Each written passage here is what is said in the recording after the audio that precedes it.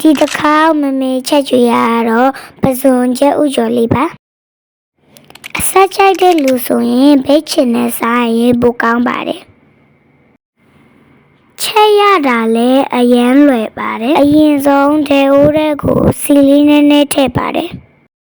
ပြီးရင်တော့ချက်သွန်ဖြူလေးထည့်ကြော်ပါတယ်ချက်သွန်ဖြူလေးမွေးလာရင်ပဇွန်လေးထည့်လိုက်ပါတယ်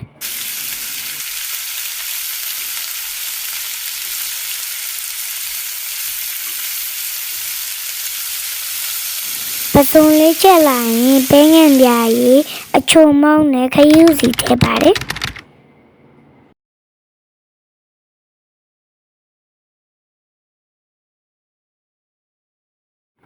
နှက်အောင်ရောမွေပြီးရင်တော့ကြက်ဥနှလုံးဖောက်ထည့်လိုက်ပါတယ်